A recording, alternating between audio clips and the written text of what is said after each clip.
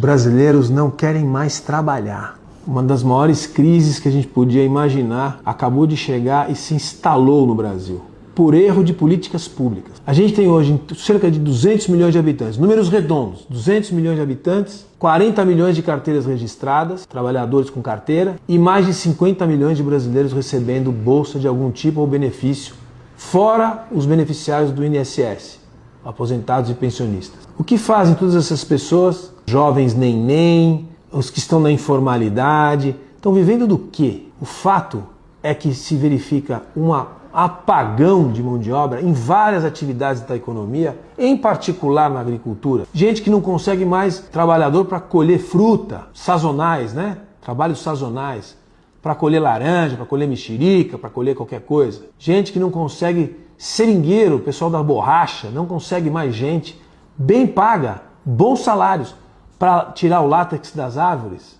Não tem mais gente interessada. E uma série de outras atividades que estão falindo porque não tem gente. Quem podia imaginar que isso fosse acontecer no Brasil? Quais são as causas?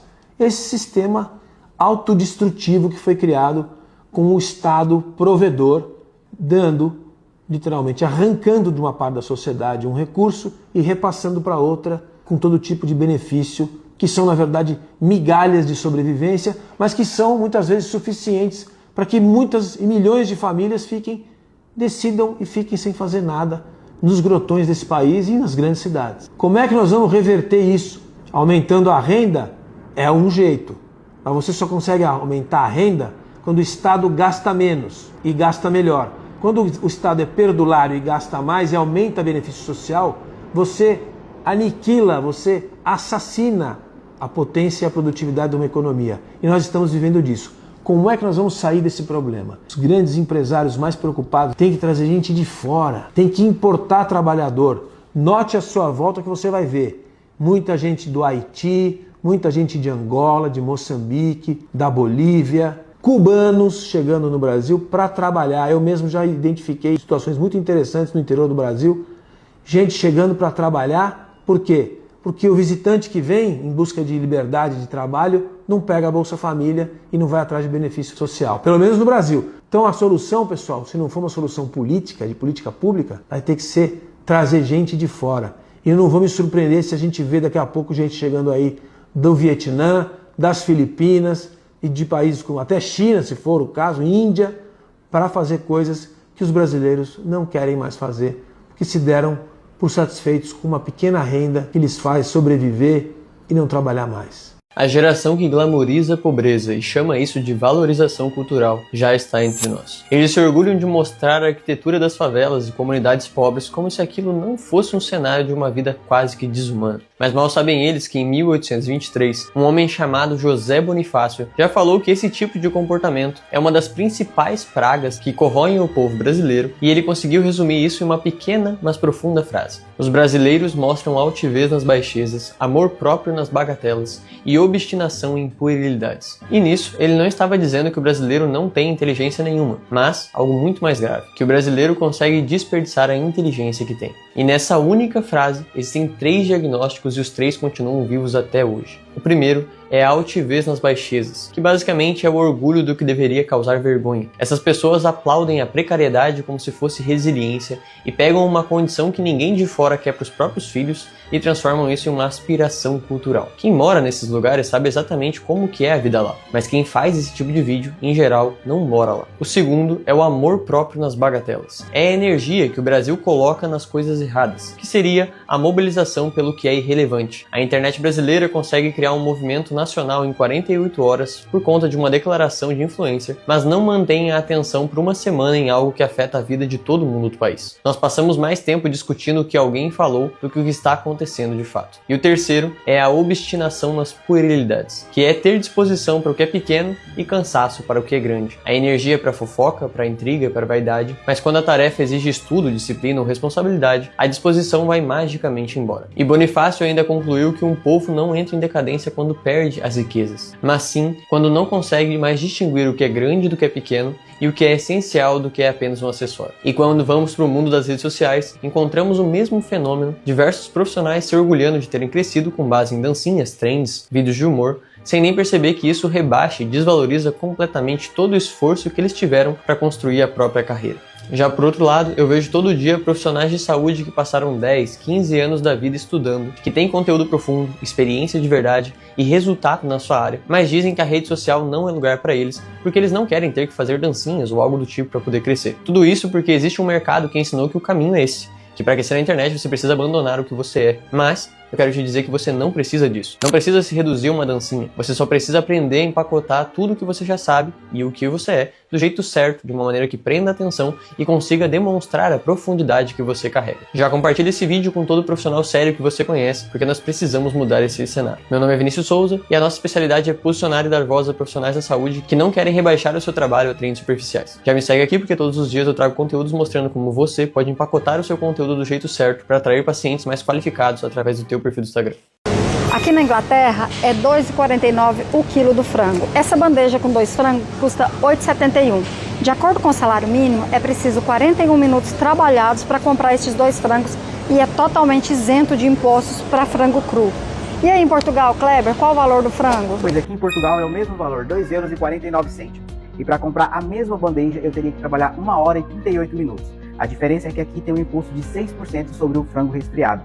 Me diz aí, Michel, como é que tá aí nos Estados Unidos? Michel? Ninguém acerta meu nome. Aqui nos Estados Unidos, o quilo do frango custa R$ 3,08. E esses dois aqui custam R$ 22,90. Eu preciso trabalhar 1 hora e 10 minutos com base no salário mínimo. E também não tem imposto. E aí na Itália, me conta, Renata.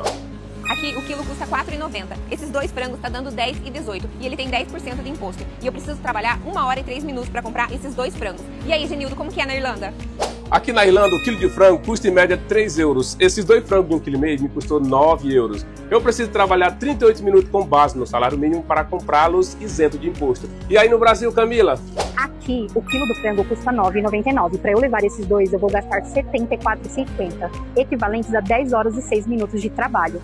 E o imposto é o estadual ICMS de 11%. Lembrando que isso não é sobre conversão, é sobre o poder de compra refletido nos alimentos. Qual que é a chance desse país dar certo, porra? Qual que é o maior país da América Latina? Coreia? Não, Coreia não. Vai, América Latina, pra cá. Não tem nem ideia. América Latina, sabe onde fica? Não. Qual que é o maior país da América Latina? Maior país ou maior habitante? Maior país, de extensão. Pô, já deu pra ver que é o cara. Foi o primeiro que perguntei, já tá um diferencial, vai lá. A China? Não, América Latina. Estados Unidos? Não, Estados Unidos faz parte de outra América. Não faço ideia. Qual que é o maior país da América Latina? A América Latina pega a América do Sul, um pouco da América Central, Cuba. Estados Unidos? Não, os Estados Unidos é a América do Norte. América Latina. América Latina é onde a gente vive. Pensa o maior país, tem mais extensão. Não. Não sabe? Passo. Eu tiraria todo o direito de bandido. Todo e qualquer direito. Foi preso em flagrante, tem toda a materialidade, foi condenado, tá mais que provado que é bandido, não se tem espaço pro contraditório, acabou os seus direitos. Sua pena 40 anos? 40 anos em regime fechado, você não vai ter direito à alimentação, você não vai ter direito a atendimento médico, você não vai ter direito às alas separadas por conta de violência, visita íntima, se lasque, se relaciona com seu parceiro de cela aí. Não vai ter mais benefício, você não vai ter banho de sol, você vai se alimentar uma vez por dia, isso se você trabalhar. Bota vagabundo pra ficar o dia inteiro quebrando pedra dentro de penitenciária. Auxílio isso, auxílio aquilo, acabou. A partir do momento que você tira o direito de um ser humano, você tem que perder os seus. Regra básica da vida. Um cara que se compromete em atrapalhar a vida do povo, ele não pode ser visto como um ser humano comum, tem que ser visto como um monstro. É lógico, gente, eu não tô falando do cara que rouba um pacote de bolacha no mercado. Eu tô falando do bandido de verdade, que estupra mulheres, que mata crianças, o cara que pega em fuzil pra dar tiro na polícia. Esse é o cara que é o nosso inimigo, é o inimigo da sociedade. O cara que vai lá roubar teu celular, que você comprou muitas vezes 24 vezes parcelado no cartão, vai lá e dá um tiro no peito do cidadão porque não conseguiu passar a senha ali na hora, ou porque não tinha dinheiro na carteira. Nós temos que criar um sistema prisional tão maligno pro bandido, tão assombroso pra ele, que ele nunca mais vai querer sequer pensar em cometer algum crime. Ele tem que olhar para aquilo ali como o pior pesadelo pra ele. Dá uma olhada no que esse padre falou no vídeo. Acabem com essa ideia marxista de que o trabalho é apenas a usurpação da mão de obra do outro. Vamos agora aprender um conceito bíblico. O que é o trabalho? O homem é co-criador com Deus. Todas as outras criaturas já possuem no instinto a sua realização plena. O ser humano precisa desenvolver-se. E para que ele se desenvolva, Deus lhe concede dons, presentes, que o tornam únicos. Mas a gente acha que trabalhar é castigo e que ficar parado é superioridade. Onde foi que nós aprendemos isso? Na Grécia. E isso não é verdade. Uma pessoa que não realiza nada é uma pessoa paralisada. Padre, então eu tenho que trabalhar até morrer? Não. Mas você precisa na sua vida fazer algo bom com o que Deus te deu. Se da sua vida não sai nada bom, você já está morto. Se você não faz nada com as suas mãos, com os seus pés, com a sua inteligência, com a sua voz, já está morto. É por isso que nós não podemos cair nesta falácia mentirosa marxista que hoje todo mundo diz como se fosse uma grande verdade e ninguém rebate por medo de cancelamento. Se eu tivesse medo de cancelamento, eu não tinha nascido. Nasceu o maior cancelamento que existe. O resto que vem a gente vai enfrentando.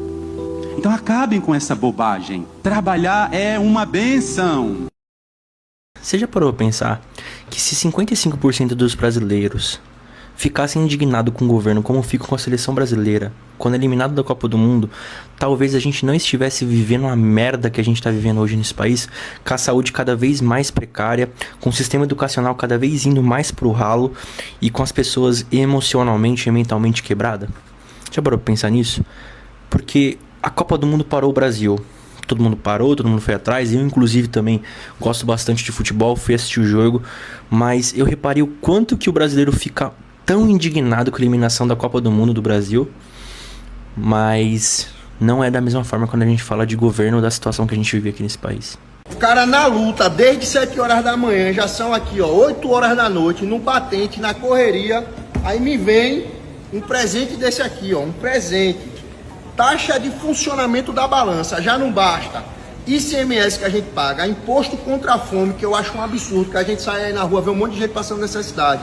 Mas PIS, CONFINS, agora tem que pagar taxa de funcionamento da balança.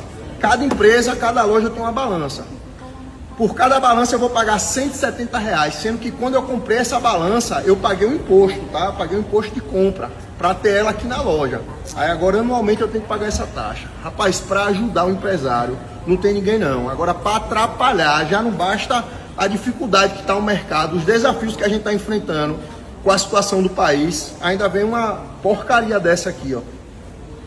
O agronegócio do PT no Ceará é lavoura de maconha? Calma, porque eu vou te provar com 2 casos dentro do nosso estado, na mesma semana. Você vai entender o porquê essa pergunta não é nenhum exagero. Caso 1, o agricultor plantou soja lá na Serra do Ibiapaba. Resultado, o Ibama caiu de paraquedas em cima. Vistoriou 16 fazendas com drone, com satélite. Apreendeu toda a soja, parou a colheitadeira, embargou tudo. Aplicou R$2.200.000 em multa por soja, tudo isso em 4 dias. Olha o Igor, olha a eficiência, bateu firme. Agora o caso 2, no mesmo Ceará, na mesma semana, a polícia do governo do Eumano achou em Acopiara a maior plantação de maconha da história do estado. 290.000 pés, 5 toneladas. Adivinha, Igor? 0 preso. A cena do crime foi abandonada. Celular, caderno largado, sem serem apreendido, era o básico.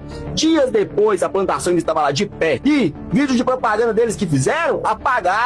Para soja, R$2 milhões em multa. Para 5 toneladas de maconha, nenhum preso. Nenhuma ação concreta, além do close na internet, claro. Então me explica, como é que o Estado é um leão para multar quem planta soja e um gatinho manso diante de 5 toneladas de maconha?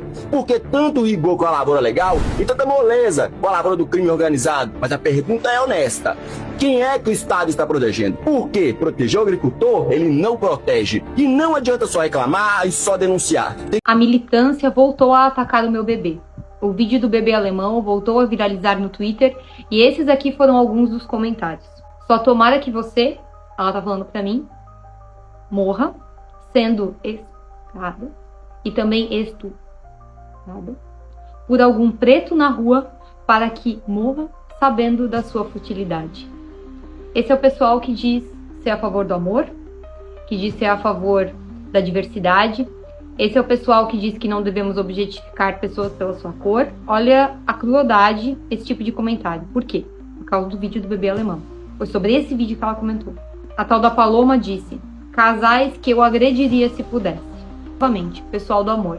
Esses que defendem o diálogo, as ideias. Se você é branco, é de origem alemã, você merece ser espancado. É isso que ela gostaria de fazer comigo e com a minha família. Queria muito que um alemão xenofóbico desse um apavoro nesses dois. Na mesma linha, tem outro que coloca assim: tomara que dê um apavoro neles antes desse bebê ficar igual a esses estranhos. Essas pessoas realmente desejando que eu e meu marido sejamos espancados, mortos. Por quê? Porque nós somos brancos, porque a gente é de uma cultura de origem alemã na nossa cidade, porque a gente é uma família tradicional. Desejando que os filhos cresçam sem pais, para eles não se tornarem iguais a gente. A maioria é eugenista e nazi. Esse povo me dá nojo só de ver existindo. Vocês estão vendo o tamanho do absurdo? É um ódio gratuito, é um ódio generalizado contra mim, contra a minha família, contra o meu bebê, contra toda uma população de Pomerode. Tem inclusive um outro comentário falando que o povo de Pomerode deve ser muito escroto, deve ser muito idiota, desejando que esse pessoal, toda essa população, todas as pessoas de origem europeia, de origem alemã, de Santa Catarina, deveriam ser extintos, não deveriam nem estar existindo. Essa é a ideologia da esquerda. Essa é a ideologia da militância. E é esse tipo de comentário que eles fazem abertamente. E a maioria faz exatamente porque acredita que não vai ter punição nenhuma. Foi esse mesmo tipo de comentário que fez a minha família ficar com medo, que fez a minha família ficar trancada em casa. Esse tipo de ameaça. Mas a gente vai processar. Essas pessoas vão ter que pagar. E vai ter a parte 2 desse vídeo com comentários ainda mais absurdos.